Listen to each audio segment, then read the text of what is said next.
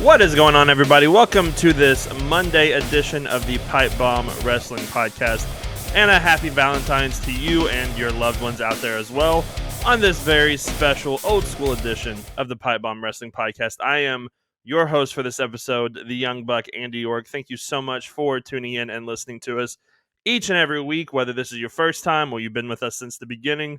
We really appreciate you tuning in and listening to us. If you're watching this on the bodyslam.net YouTube channel, we appreciate you checking us out there as well. Make sure you leave a like on this video, subscribe, do all of that fun stuff as well. If you're listening to this on a more traditional podcast form, make sure you leave that 5-star review.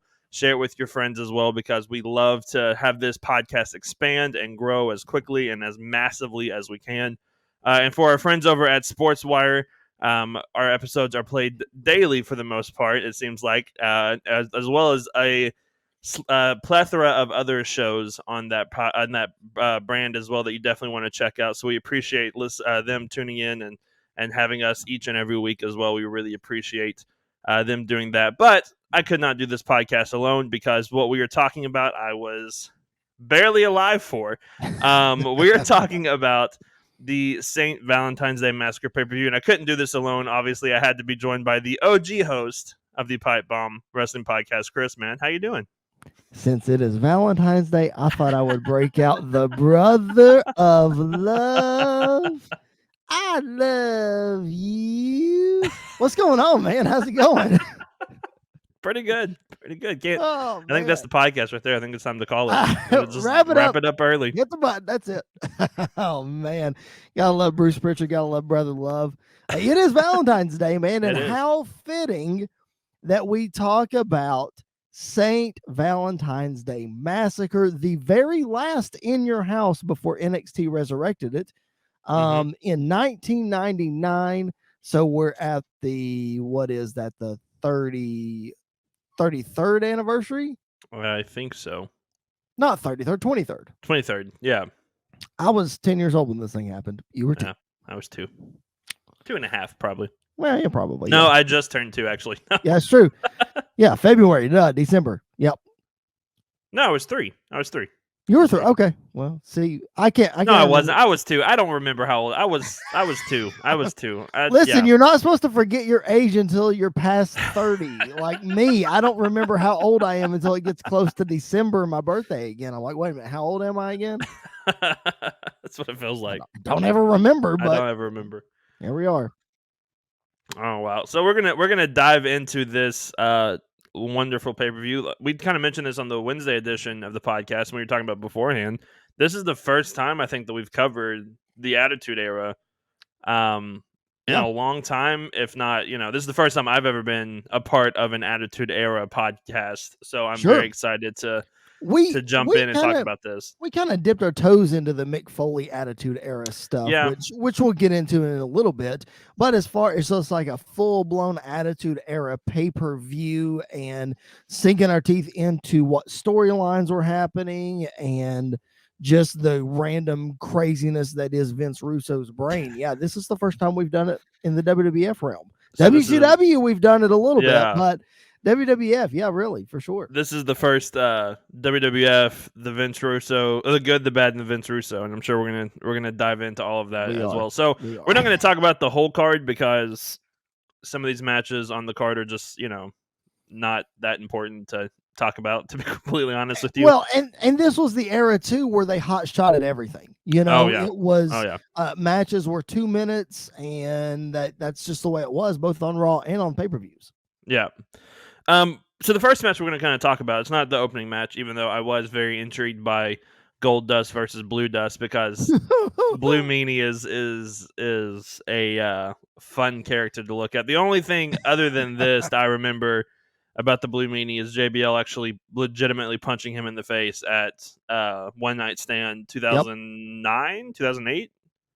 No, One Night Stand was 05 and 06. 05 and 06, so probably 06. 05, yep. So that's the only other thing I really remember about Blue Meanie, other than this match. But it was the build up to this match was very interesting. But I digress from that. Anyways, we're going to talk about the first ever pay-per-view defense of the hardcore title, which was very shocking that it was at this pay-per-view in 1999.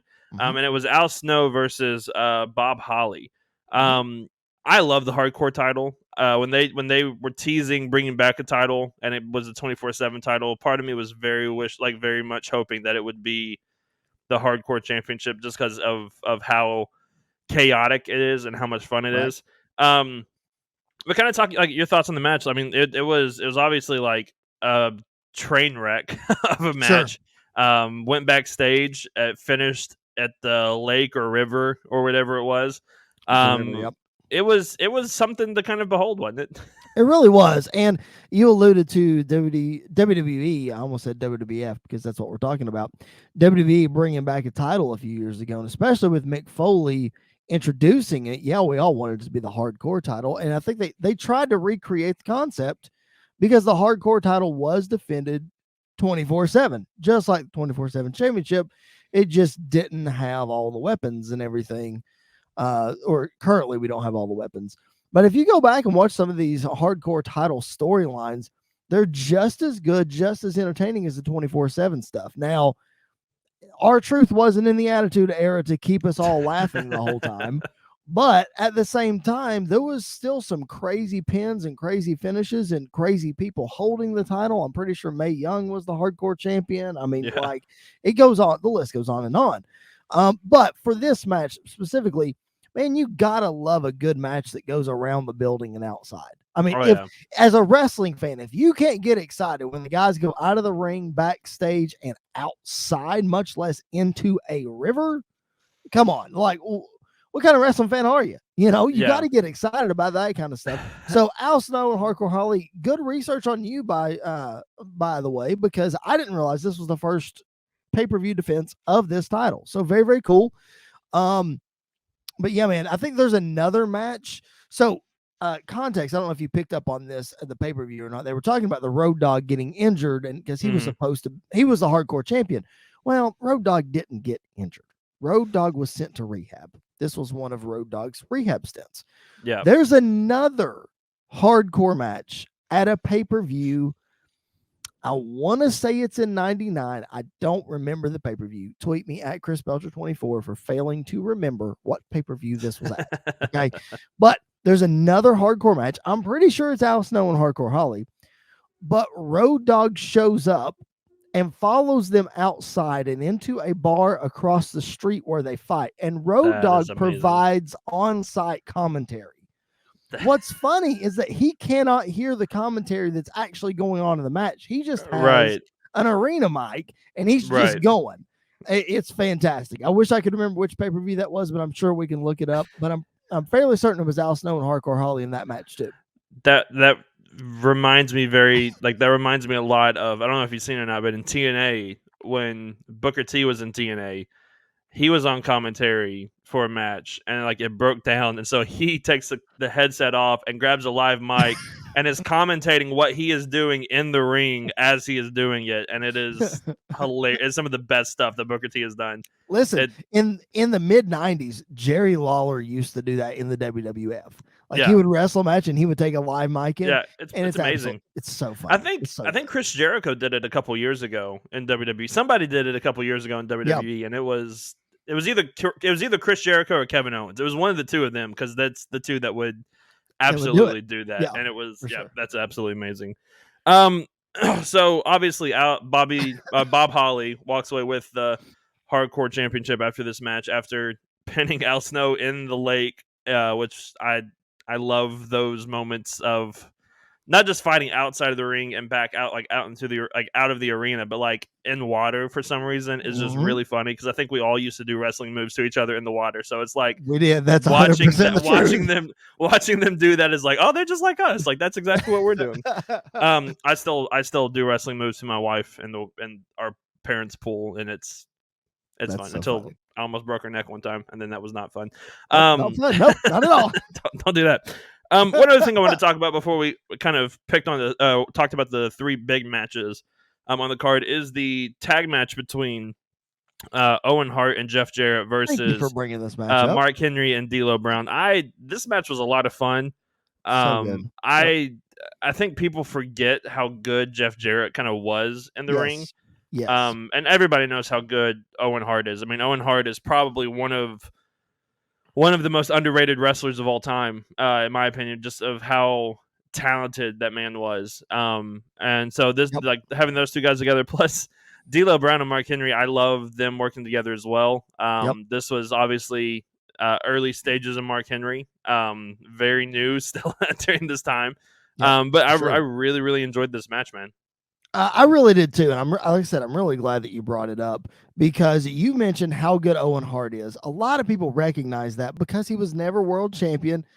He doesn't get the recognition that he deserves, I don't think. And same thing goes for Jeff Jarrett. Yes, he was world champion, but he gets saddled with, oh, my dad's an owner in the business, so I can't get recognized like everybody else. No, that's BS. Jeff Jarrett was great. Then you combine them, put them in a tag team. Oh my gosh. It is a shame. God rest his soul that Owen Hart passed away the way he did and cut this. I mean, obviously not just to cut this tag team short, because it's obviously a travesty what happened, but this tag team was red hot when he passed away. And just so sad, obviously. But yeah, such a good tag team, and I wish they would have got a bigger run. Obviously, D'Lo and Mark Henry had their run in the nation. D'Lo went on to do some great things with Mark Henry and without. Same thing for Mark as well. But I'm glad you brought that up because I have a story to tell. I think I've told it on this podcast before, but I'm going to tell it again. This one comes from Jeff Jarrett's podcast. He told this story about the night is the last tag match that he had with Owen. I'm not going to say it was the night before he died. I think it was, but it was the last tag match that he had with Owen. Okay, so it's a house show. It's a live event, and they're wrestling Edge and Christian that night. Now, Edge and Christian are pretty new in the business at this point, so we're talking May of '99. So they're both maybe less than a year of WWF experience under the belt. So obviously working with the veterans, that kind of deal on the house show loop. Well, they're at the building. Call time is a little bit later for live events, so they don't have to be there till like 3 or 4 or something. Well, Owen is late, and Jeff says that Owen is never late. Okay. So they're putting the match together, whatever. And then Owen shows up about an hour before showtime. And everybody's like, Owen, where were you? What? We tried to get a hold of you. We couldn't. What's going on? Blah, blah, blah. And Owen plays it off. No big deal. And he pulls Jeff aside and he says, hey, come here. Well, Jeff and Owen always found like a very back dressing room away from everybody so that they could just kind of be by themselves and that kind of deal. Well, ended up in the dressing room they found there was a shower. So Owen pulls Jeff into the shower and he's like, what are you, Jeff, what? Or Owen, what are you doing? And Owen says, I got us something. Jeff goes, what are you talking about? Owen gets in his pocket in his leather jacket and he pulls out 2 giant red clown noses. And he says, we're going to use these in the match tonight. He said, just stuff it in your tights and get ready for the spot. Okay. Fast forward, we get to the match. Okay. All 4 men are in the ring at the same time.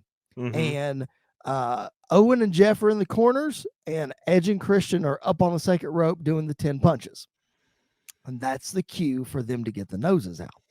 So what they do is they deliver the 10 punches, and then they do the classic whip the guys into each other, and they collide. Well, they whip Owen and Jeff into each other. By that time, they have put the noses on. When they hit, the noses go flying into the air.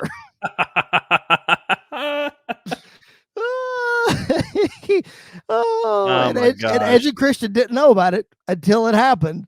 So that's a classic Owen Hart rib from a house show that, people at that show just got to enjoy. Oh my gosh, that's amazing. I know. That is absolutely amazing. That's fantastic. I love that. I know, right? It's wow.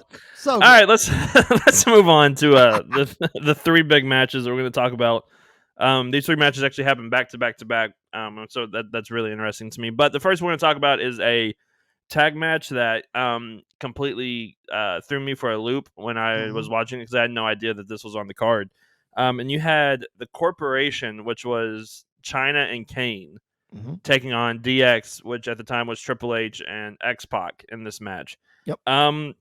kind of gives some like context and backstory as to why all this was happening. I think I know the Kane China story. Mm-hmm. But I also think that was also Kane and Lita as well. So I don't really fully Probably. remember the Kane and Yes. China story completely, but kind of give some context and some backstory as to why they were together in this match. So this is actually fantastic storytelling. This is the good of Vince Russo right here. He didn't hot shot this angle. It was really, really good. So context, if you watch the video package that led up to the match, you saw that Triple H, China, X-Pac, and the New Age Outlaws were kind of questioning whether they should continue to be in DX or not. Just kind of like we were on the edge of Triple H becoming a single star, and we're going to see that later on in the summer. But we were on the edge of that. DX had been around since the middle of 97. So they're at a year and a half now. So, as all good things, they're going to start to get a little stale. What more can you do? Well, we end up, China turns on Triple H. I think that's fantastic. Nobody saw that coming. She's going to be a member of the corporation, and China could get in the ring and mix it up with the guys. So I don't think it was as much as China and Kane in a relationship per se, but I think it was more of just Vince picking a menacing partner out of the corporation to face Triple H and X-Pac. So the way that I think that this story is so great and the storytelling is fantastic is I'm going to skip ahead past this match. We saw Kane and China get the win here at the pay-per-view, but this leads us into WrestleMania, where you saw X-Pac and Shane McMahon getting into it. So they're going to wrestle at WrestleMania for the European Championship. X-Pac's the champion. Earlier on in the night, Triple H wrestles, I believe he wrestles Kane. I'm not 100% sure. Regardless, China turns, her and Triple H get back together at WrestleMania. Only for about an hour, Triple H comes out and costs X-Pac the championship, and then Triple H and China join the corporation together. So that's how that DX is basically, done. So and I think Triple H and kicked out of the X-Pac. corporation? No, I don't think. So I think it was a matter. Eventually he does, because Kane and X-Pac form a tag team. Right. I think that happens shortly thereafter. So all of that, a little convoluted. Kane, I don't have all my facts straight on Kane, but what I do know is that this story of Triple H and China getting into the corporation, and that's the way that you sort of dissolve DX. I thought that was really, really good. I found that really interesting. Yeah, no, that part is really interesting. And this, I mean, like you said, China could definitely hold her own against the guys. She is I don't know, it's hard to explain her kind of in the ring, but she is the another wonder of the world in the ring, and it's amazing to see what she was able to do. Obviously she has a lot of great chemistry with Triple H and X-Pac from all their years working together and everything. And so, I really enjoyed it. Pretty sure at this time Triple H and China were still an item at this time, if I'm not mistaken. I'm pretty sure, because Stephanie doesn't enter the picture until late 99. Her and Triple H don't really become a thing until 2000, 2001, I don't think. So that kind of deal. When does the fake marriage happen? Fake marriage happens. To get married to Test? That is what kicks off the Triple H and Stephanie story, because it's Triple H and Vince are feuding towards the end of 99. Well, and then Vince is trying to keep Triple H away from the wedding, because I don't remember how Test comes into the picture. Again, Attitude Era, I didn't watch a whole lot of live, so I'm still putting some pieces together. But I do know that end of 99 is when the wedding happens, and then Triple H and Stephanie technically get married, and then Triple H and Vince fight at Armageddon at the end of the year in a street fight, and that's when Stephanie turns on Vince, and the McMahon-Helmsley era begins the year 2000. Gotcha. Yep. Wow. More Vince Russo stuff. But like you said, like I really enjoyed everything about this, and the build up to it obviously really paid off in this match and paid off down the line as well. So that part is Yep. really interesting and cool. And like you said earlier, really good match. Yeah. Really good. There are some people. I was listening to Bruce Pritchard's podcast about this show, just kind of prepping for it and getting some thoughts and some context together. And Bruce was not a fan of Chyna being in this match because a lot of people might not be a fan of mixed gender matches or what have you. Wrestling is storytelling to me, and I think if she's big enough to get in there with the guys, especially in 2022, when we talk a lot about, not to get political, but we talk a lot about equality and that kind of thing, I'm okay with her getting in there mixing up with the guys because she can hold her own and it's believable. When Nia Jax got in the men's Royal Rumble a couple years ago, 100% believable. Well, Beth Phoenix too. Yeah. Yeah, absolutely. So from that perspective, if it's believable, I'm all for it. Now, if you were to get somebody like Deborah McMichael, for example, that we saw in the Jeff Jarrett match, you get her in the match with the guys, I'm probably not going to buy that one. But Chyna, I'm in. Yeah, no, I completely agree. All right, let's talk about the the co-main event, I guess is what they would call it, between Mankind and The Rock for the WWF Championship. I feel like we just talked about a Mankind versus Rock WWF Championship match a couple weeks ago, really. So definitely go check that out. But this is different circumstances, a lot less chair shots to the head in this match, which I was a fan of. Yes. But this was a last man standing match between the two. Obviously, any type of gimmick match like this that involves Mick Foley is going to be crazy, and it's going to have its moments and its spots, and this match obviously was no different. I love Mankind and I love The Rock, and their chemistry together I think is some of the most underrated chemistry, because obviously when you think about The Rock, you think about Stone Cold. And so I love the fact that like Mankind versus The Rock had some matches that may have been just as good, if not a little bit better, than the trilogy of The Rock versus Stone Cold at WrestleMania. You could certainly make that argument, and it's a shame that this feud, as good as it was and as many great matches as they had and the great chemistry that they had, it's a shame that this feud did not go to WrestleMania, that we did not get a WrestleMania headlining match between these two. We talked a lot about on our Mankind Attitude Era Royal Rumble episode, available in the archives. Go back and check that out. That was a couple weeks ago. But we talked a lot on that episode about these two guys because they had an incredible I Quit match at the Royal Rumble just a month prior to this St. Valentine's Day Massacre. They also had halftime heat in between the Royal Rumble and St. Valentine's Day Massacre. Pretty sure they also had a ladder match on Monday Night Raw sometime in between this pay-per-view and the Royal Rumble. So that's 4 matches right there in the span of a month. And guess what? All of them were great matches. We didn't get tired of any of them. And I think that's just a product of the era that we're in.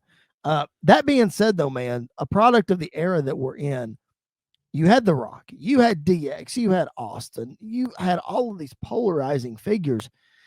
Mankind was daggum probably one of the most popular guys in this era. The pop that he got when he got introduced for this match, holy cow, man. It's one thing about wrestling that I've noticed that has not changed over decades is obviously you have your guys that are meant to be professional wrestlers in the way they look. Your Hogans, your Austins, your Rocks, your Cenas, your Roman Reigns even. But the fan favorites for the most part are your Mick Foleys, are your Kevin Owens, are your, Keith Lees, guys that are not, they're not body guys. They're not body guys. They're strong and they're athletic and they're doing amazing things, but they're not, the bodybuilder type of guys. And I think that is so interesting that we look at those guys and we're like, they kind of look like I do. Like I'm not in shape at all, but they're doing a lot better stuff than I am. So they're the people's, they're the ones that the people get behind. that is the art of storytelling, man. If you pick up a good book, what makes that book good is I don't know if people are listening or watching, if you're readers or not, if you can relate to this, but if you pick up a good book, the reason that book is good and that you're interested in that book is because you can relate to a character in that book. That's the exact same way with wrestling. You know, I can relate to a guy like Johnny Gargano because he's not very big. Neither am I. Okay, cool. If he can do it, I can do it. You know? So a perfect example, like you said, Kevin Owens and those kind of guys, Mankind, my goodness, here was a guy that was just jumping off roofs for the heck of it when he was young and he wanted it to be a wrestler and he wasn't in great shape and he didn't have a great look, but daggum, that didn't stop him. He found a way to blaze his own trail. And here he is headlining 4 big time matches in the month of January and in February with The Rock. Hello. So man, kudos to Mankind for sure. I mean, the dude, we can't say it enough. He's an unsung hero in this era. He is. Sure. Because I was talking about Owen Hart a few minutes ago. I truly believe Mankind is probably the most underrated wrestler to come out of the Attitude Era, and not just because he's not the greatest wrestler. I mean, he there's a part of a reason why he does the hardcore matches and everything else is because that's his niche. He's not going to be like Seth Rollins or a Finn Balor or something, Shawn Michaels of wrestling, hour-long matches that are just crazy move after crazy move. But he is the guy that is like gritty and like hardcore, and he plays into it perfectly. And so I think he might be the most underrated wrestler to come out of the Attitude Era, just in the fact that he was so popular with the fans. Still extremely popular. You hear the car crash music, and then the music hits, and he gets a massive pop. Sure, he does. He was the general manager for Raw a couple years ago, and it wasn't good. Like, it wasn't that good of a storyline with him in it, but it was still fun to see him each and every week, and especially when he got fired up over that Sasha Banks Charlotte match, and his teeth went flying out of his head, like things like that. Like he is just a lovable guy that the fans can get behind, and that was the case today, is the case in the 90s, is the case in the 80s. Like it was the case ever since he started wrestling.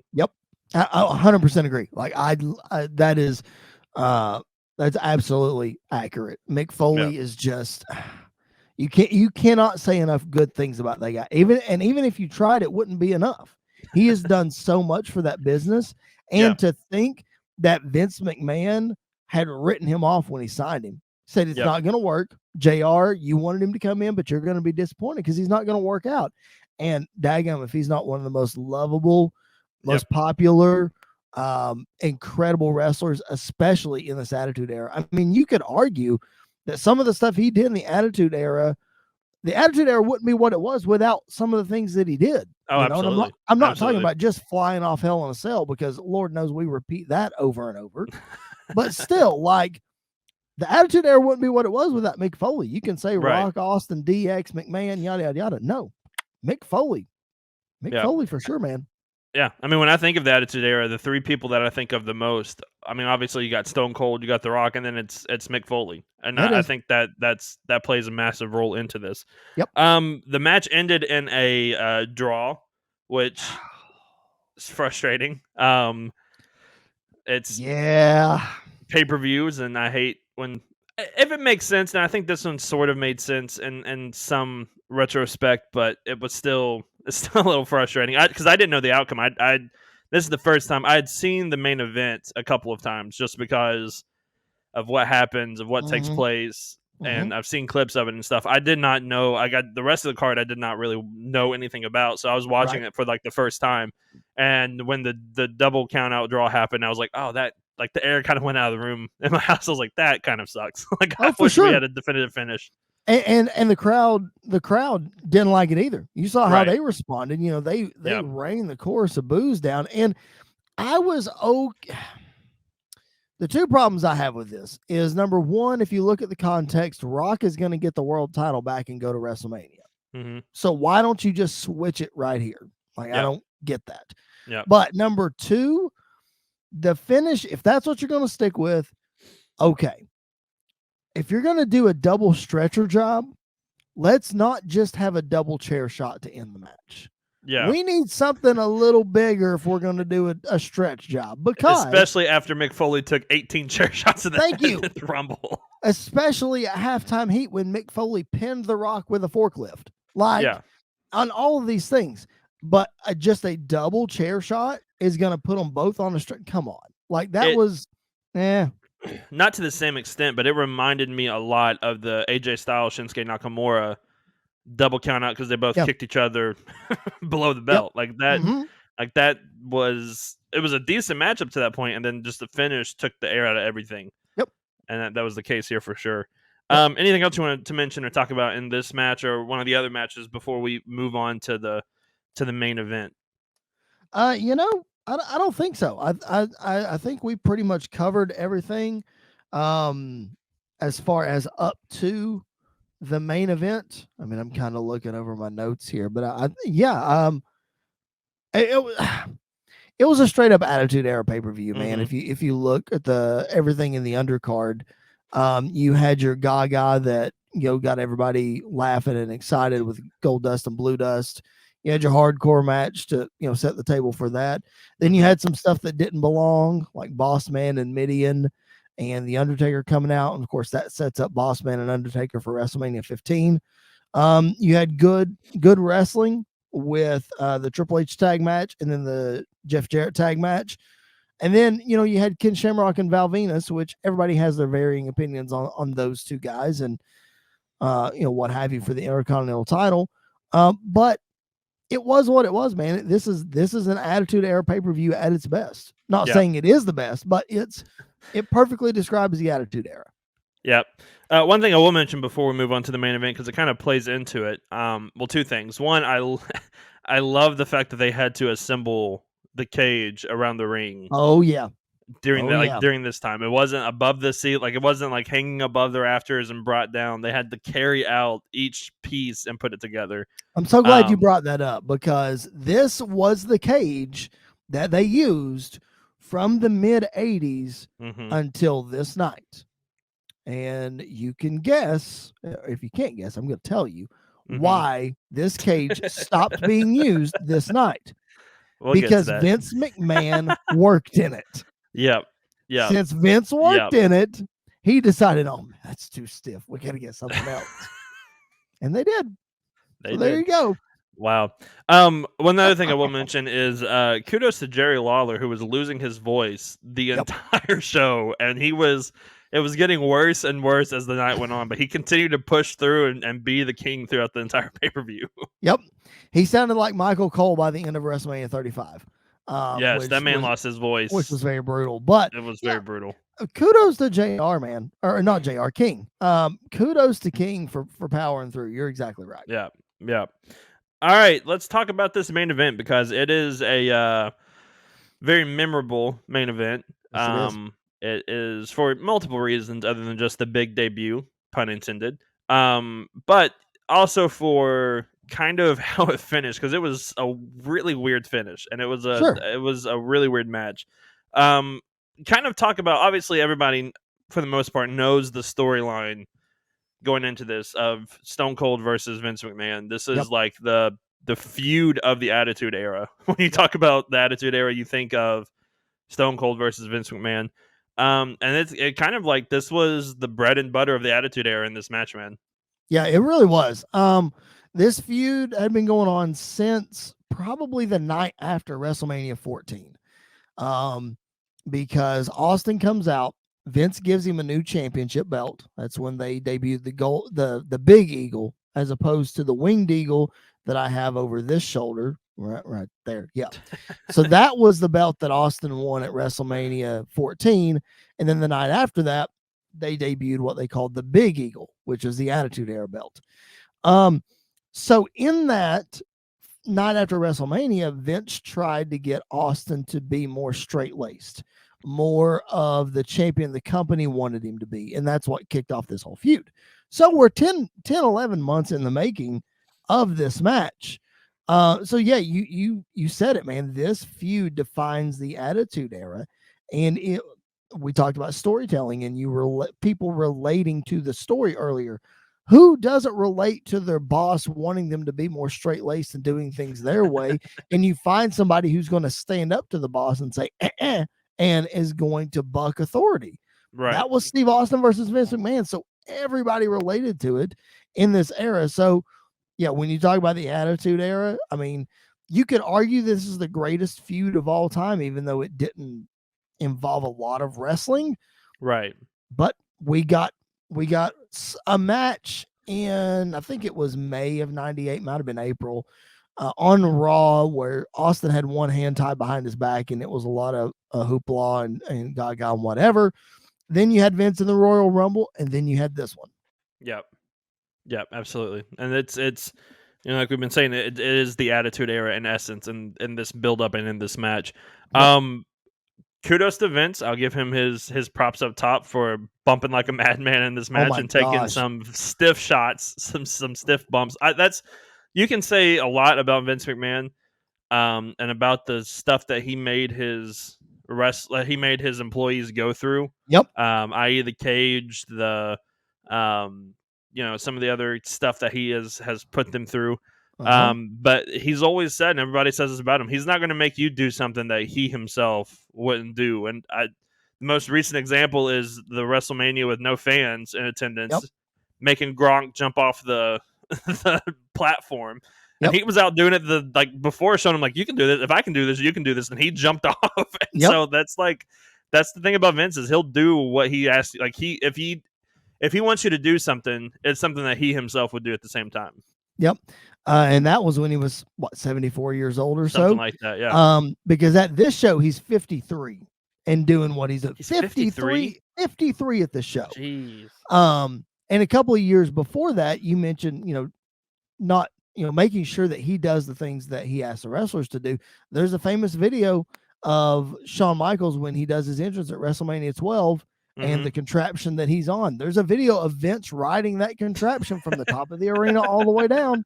Go look it up. It's on YouTube. He's in his suit and he gets in it and does his thing, whatever. But yeah, man, like, kudos to Vince McMahon. I mean, in listening to Bruce Pritchard's podcast, Bruce said that Vince was in the ring training every single night up until this pay-per-view, doing ring training. So kudos to that guy, man, because that's just one more thing to add on to his plate. He wasn't keen on wrestling. We know that. We know that it was like, oh, they don't want to see me, whatever. But when the time came, we had to pay it off. And we did. And he got in there and he did it. And he did the best that he could. Let's put it that way. I mean, I'm not saying perfect. It wasn't pretty. Not by a long shot, but daggum, it was what it needed to be. But it's exactly what you like for those that work, labor jobs, like hard jobs and everything. If your boss tried to do your job, they wouldn't do your job very well either. So it's kind of like playing the same thing here of Vince McMahon having to do what Stone Cold does. I mean, obviously it's wrestling, and so it's completely different, but it kind of has the same context behind it at the same time, which is really part of the entire appeal about this entire feud. Yep. Oh, absolutely. It is for sure. And, like we said, kudos to Vince for just getting in there and biting the bullet and doing it and making it as memorable as it was. You look at a lot of Vince matches and they might not be good, but you're going to remember something from them. Yeah. I mean, Shawn Michaels versus Vince McMahon at WrestleMania is something. You have Vince versus Hogan, which was a crazy match. You had the one I remember is, I think it was CM Punk versus Vince McMahon on Monday Night Raw. That was I don't remember that one. That was crazy. I don't know if it actually ever happened. I think it was supposed to happen, and then he came out, and then something happened. But I do it may have actually, there may have been a time when it actually did happen. Undertaker and Vince beating the crap out of him. Undertaker and Vince. Yeah. So like there's alive. Kevin Owens recently when he headbutted Vince and then hit him with the frog splash. So just kudos to Vince for putting himself for our entertainment as well. And he, as frustrating as he is sometimes, he gets it sometimes. And this is one of those times where he got it and he ran with it, and he milked that cow as much as he could, and it worked. It worked for him and for the company. He absolutely did. You're 100% right. So this match was, but also like this match was brutal. I'm sure Steve did not pull any punches. I'm sure he made Vince feel it all the way through. And especially the cage, like you said, the cage was very unforgiving. And if you look at a cage today, even the Elimination Chamber, like the steel gives when you run in, like when you hit it. There's no give to it at all. Right. It was brutal. It was very brutal. Yeah, you also have the famous table spot with Vince falling off the cage through the table, which was that would be very, very I mean, like painful. that's a bruised, broken tailbone or something is what that was, because like he bounced on the table and it just yeah, it was rough.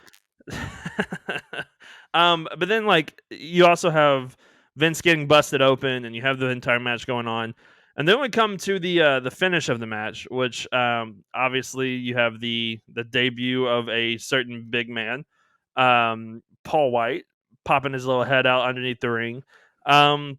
This was a big deal for him to come, like him to show up and to be involved. Yeah, big pun intended, right? No, man, it really was, because this was the era of guys jumping ship back and forth, kind of thing. And Paul White, the Big Show, was a big get for them. And I want to ask your opinion on this, what you thought, because obviously at that time, The Undertaker is the big guy in the WWF. He had basically run all the other big guys out. I mean, you had Viscera, but he was in the Ministry of Darkness. You had Kane, but you get the point that I'm trying to make, though. The Undertaker ran the show, again, pun intended. But then the Big Show, Paul White, comes in. WWF didn't have somebody like this. Even with Taker and Kane, Big Show towered all over all those guys. So in the context of we're going Austin Rock at WrestleMania, you have the Big Show come in. He's going to join the corporation. You're not going to have the Austin Big Show payoff right away. Do you think this was the right place to debut him? Or do you think if you were booking it, would you have waited till after WrestleMania so that Big Show could have just faced Austin right after Mania?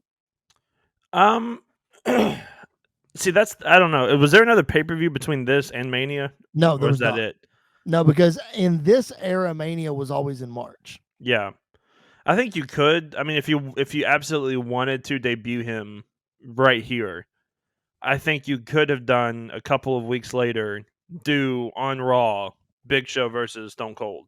Right. And then, depending on what you want to happen after that, because I don't remember, was it Stone Cold Rock at Mania after that?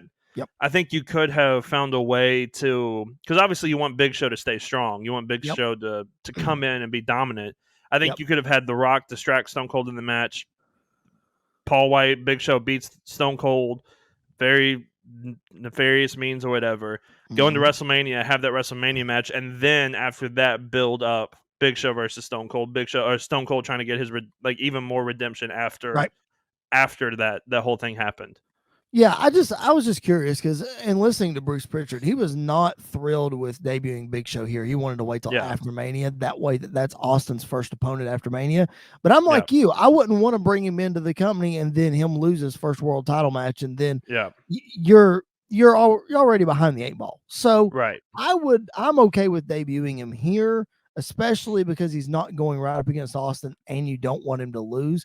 Plus, man, the way this finish worked out in this match, I mean, I thought it was really cool. I don't know how you felt about it. I was really I was cool with it. I thought it was really good. It was perfectly executed, because it could have gone south really quick. It could have been like a Brock Lesnar Roman Reigns situation in Saudi, where Roman speared him through the cage, and Roman clearly hit the floor first. His feet clearly hit the floor first, and they called Brock the winner. But I'm with you. I like the finish. I think it was very inventive. I think it was creative. It's something that I don't know if it's happened since. I mean, there was the one where Bobby Lashley jumped through the cage. I remember that one. Right. I don't think it's been something executed quite like that, but I'm sure there's been some that have been close. It's really smart to like show how strong Big Show is as well at the same time of having him throw like Austin through the cage. Like that part was really, really cool. The only thing I didn't like about it, and this is probably just to protect Austin, so I get it. The only thing I don't like about it is Big Show cradled him and threw him into the cage. To me, obviously, I knew what was going to happen, but it just didn't feel believable to cradle him because anytime you see somebody get thrown into the cage, they're not cradled. They're just hurled into it. So I think that Big Show could have picked him up over his head and threw him, but Austin could have still gotten the same momentum or something. I don't know. But that's me being picky. You know, we just sat here and said the finish was cool, you know? Yeah. Yeah. And it's probably easier for him to grab onto the cage that way than being thrown over. Plus, I think that's more likely to have an injury on something part. And the last thing you want is for Stone Cold to get injured on the road to WrestleMania, building up to that match with The Rock. I think it was, like you said, it was still a really great finish, even though it wasn't perfect, obviously, but it was still a really like smart finish to the end of that match. And it was a lot of fun. The entire match was really great. For what it was. I mean, like we talked about earlier, it wasn't a wrestling masterpiece or anything, but storyline wise, it was absolutely amazing to see this. Absolutely, it was. And then, like you said, it wasn't a wrestling match. It wasn't a technical match. It was the fight that it needed to be. Bell time, bell to bell, was only like 7 minutes technically, but you had all the fighting on the outside of the ring. You had the table spot, and you had all this other stuff. So it absolutely was what it needed to be. Vince McMahon's not going to get in there and go for 30 minutes and put on a 5-star classic. It's not going to happen. And Austin at that time wasn't putting on 5-star classics either. So you had to find a way to work around all of those things, and I think they did it really well. They got the point across. Yeah, I completely agree. All right, anything else you wanted to add about this match specifically, or anything else that we didn't cover before we put a bow on this episode? Man, I just want to, first of all, about this match specifically, Big Show coming out from under the ring. Do you realize that means he was there all night long? Mm-hmm. Like he was there under the ring all night long. That's crazy to me. But other than that, man, I want to acknowledge, and I know that you were 2 years old when this thing happened, so you might not have the context that I do. And just for our listeners as well, like 1999 was a different time in the wrestling business. Like the company was on this astronomical run that has allowed them to do the things they do today. Yep. So a lot of people complain about the PG era or the reality era or whatever we're in and want to go back to the Attitude Era. It's not going to happen. So let's not even worry about that. But the point I'm trying to make is when you go back and you look at this stuff, some of it seems so ridiculous. Like Blue Dust. I keep going back to Blue Dust. Come on. Oh my gosh. But some of it just seems so ridiculous. But you mentioned earlier that something, I don't remember exactly how you said it, but something was Vince Russo booking or whatever. Guess what, y'all? In this era, nothing was bad. Everything worked. It did not matter what you threw up against the wall. It was going to stick, and it worked. They were printing money in the Attitude Era, and it was insane. It was literally insane. So just the context of all of that, and this right here, we talk about Austin and Rock in the trilogy you mentioned earlier. This leads into the first Austin Rock match, the first of the 3. So like, imagine where they're going from here. 99 wasn't even the most profitable year that they had. It's insane to me. It's insane. It is. It really is. And we hear the argument all the time of WWE should go back to the Attitude Era or whatever.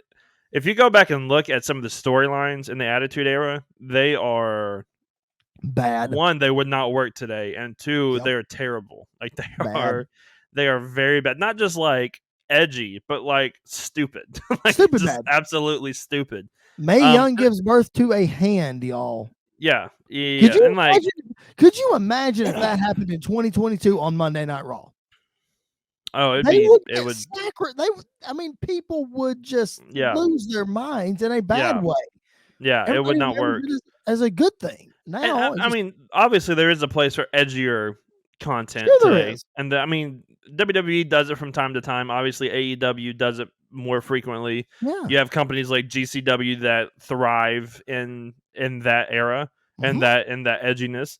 And there's a place for it, but I like you said, without the Attitude Era, the WWE would not be where it is at today, for better or for worse, and whatever your opinion is. Without the high rise of popularity between 99, 2000, 2001, so on and so forth, like it would not be the global, takeover that it's had over the last decade, 2 decades. Absolutely. And you mentioned like some of those things, like there's no way they could get away with some of that stuff on television right now. There is no way. If they tried to do it, it wouldn't work. So the straight edge society was pushing it for that era, and that was mild compared to the Ministry of Darkness, like the corporation and all this sacrificing people on crosses. We're kidnapping girls. We're almost forcing to marry them on Raw. Don't even get me started on the Katie Vick situation. Like like stuff like that would not work at all. Nope, and it would not. It had its day. All that to say, when you go back and watch this stuff, just enjoy it for what it is. I mean, wrestling's not going to get back to that, but that doesn't mean we can't enjoy it for what it was and remember the stuff that made us and got us to where we are today. Absolutely. All right, well, that's going to do it for this Monday edition, this Valentine edition of the PipeBomb Wrestling Podcast. Once again, thank you guys so much for listening to us. Yes, there he is. There he is. Do it for it one more time.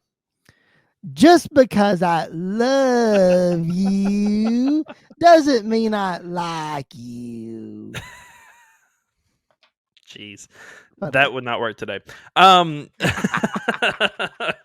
But once again, thank you guys so much for tuning in and listening to us. We really appreciate it. If you are on the bodyslam.net YouTube channel, once again, we appreciate you tuning in and seeing our wonderful, beautiful faces on this Valentine's Day. Because what I just did wouldn't have any context if you're just listening to the show. Absolutely not. Yeah, that's why you need to go over to youtube.com/bodyslam.net. Follow us, subscribe, like, share, all of that fun stuff. If you are listening to a more traditional platform, sorry that you missed the bit on Chris's joke, but you can leave us a 5-star review there as well. And thanks to our partners over at SportsWire for all their help and all their support as well. Go check them out and listen to us there every Monday and Wednesday there as well. But that's going to do it, man. This has been a really fun episode. I really enjoyed diving in and talking about this, man. It's a lot of fun. And I think that you and I can agree there's going to be some more Attitude Era stuff to come. Yeah. Just because it's a lot of fun to talk about and a lot of fun to give context to. And it's good stuff. It really is. So if you guys are digging what we're doing, at PVW Podcast on Facebook, Twitter, and Instagram, hit us up. Let us know what you like, what you don't like. And we're here for the fans, by the fans. We'll give you what you want. But again, such a fun show today. I had a blast. Absolutely. Well, for Chris, I'm Andy York. Thank you once again for tuning in and listening to us. And we'll catch you guys down the road.